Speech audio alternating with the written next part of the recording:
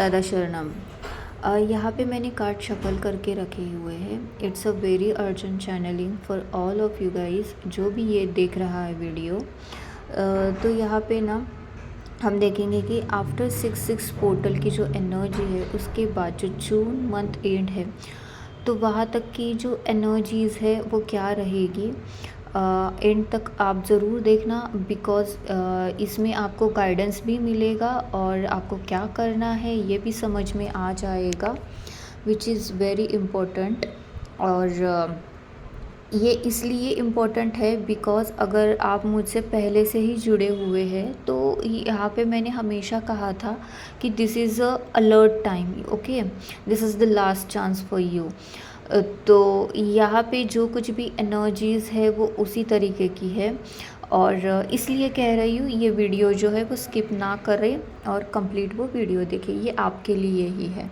ये 6/6 पोर्टल जो है वो इट्स ऑल अबाउट शनि जयंती और आप सभी को पता है सब शनि के नाम से डरते हैं, बट शनि देवता इज़ लाइक दे आर जिसको बोलते हैं ना वो जस्टिस देने वाले होते, वो कभी कम या फिर कभी ज़्यादा ऐसा कुछ भी नहीं करते। जो आपने कर्मा किए उसका वो रिज़ल्ट देते हैं और इसमें इंटरफेयर खुद स्वयं श्री कृष्ण जी भी नहीं करते। ठीक है, आपने जो किया है उसका आपको फल मिलेगा।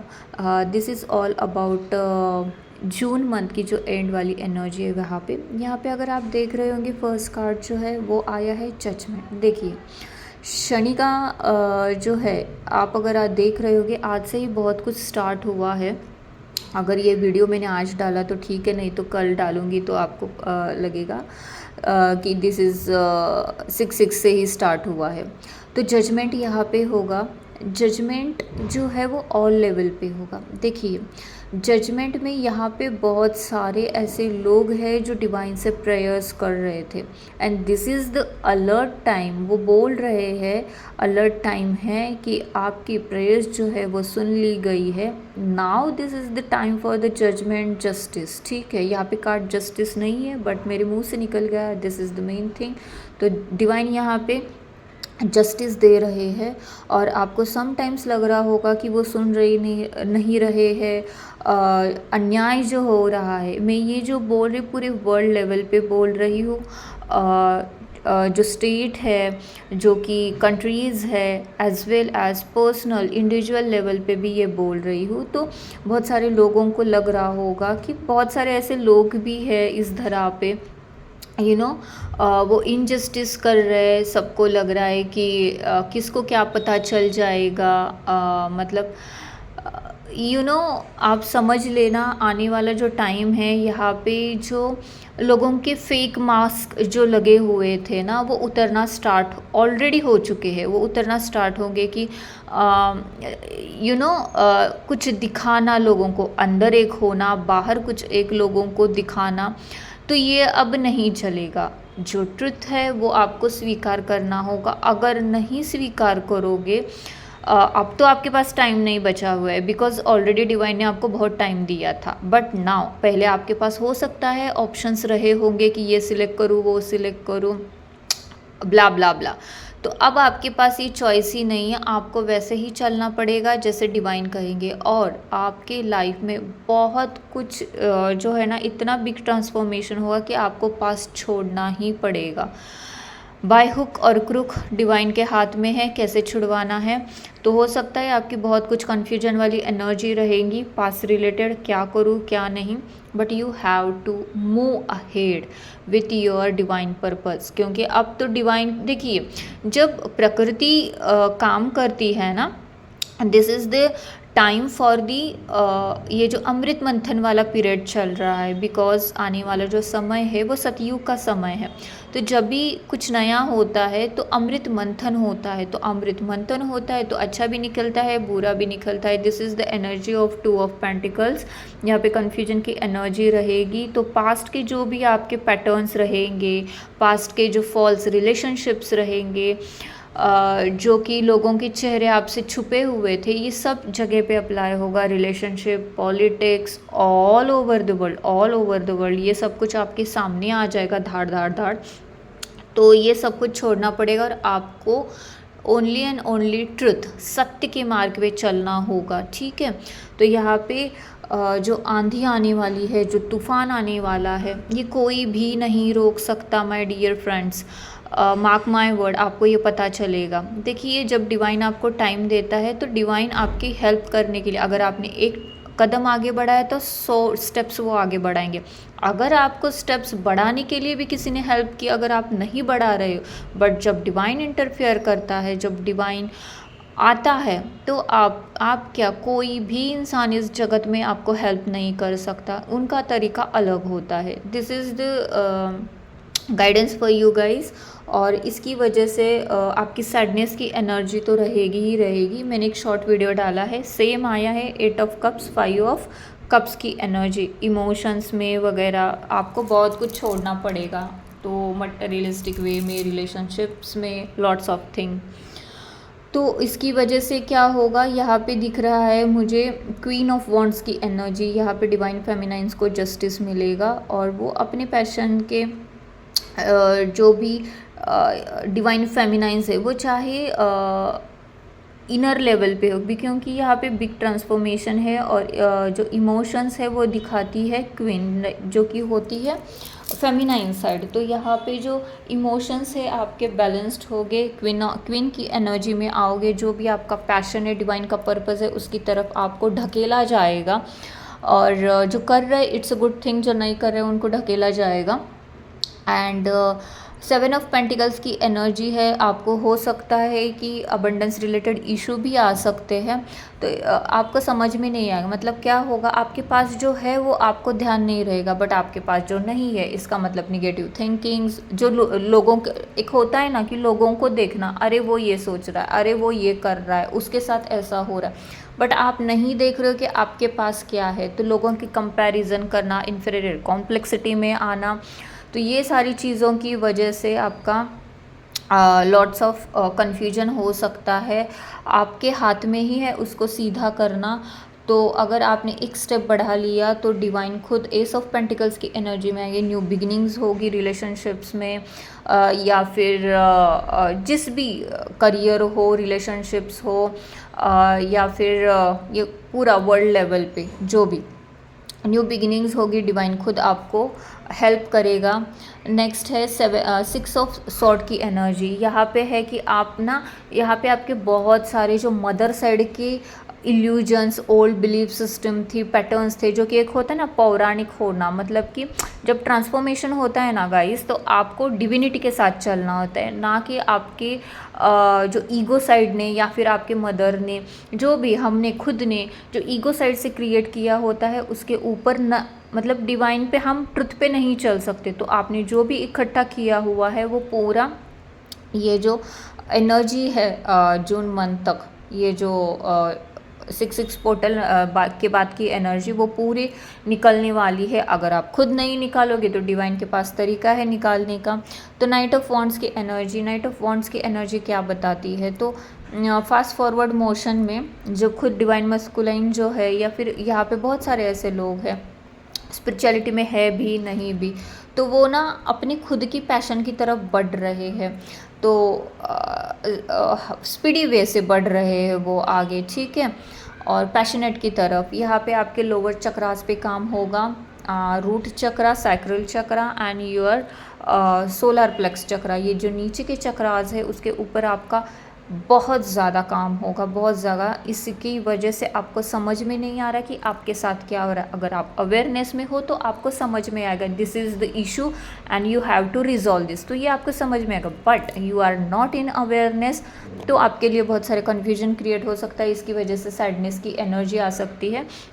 और यहाँ पे मैंने बॉटम ऑफ द डेक जो सैडनेस वाली एनर्जी, उसके नीचे का कार्ड है डेथ वाला कार्ड। तो भाई साहब बहुत आपने जो ईगो क्रिएट किया था ना, ये पूरे इसका बता रही हूँ मैं, इंडिविजुअल लेवल पे, पूरे वर्ल्ड के लेवल पे, हर एक लेवल पे मैं बता रही हूँ। तो जो आपने क्रिएट किया था ईगो माइंड से खुद को, उसकी डेथ होने वाली है। तो समटाइम्स पीपल जब अवेयरनेस में होते उनको तकलीफ़ नहीं होती, पर आने वाले पीरियड में ऐसे कुछ लोग हैं जो इसको सहन नहीं कर पाएंगे।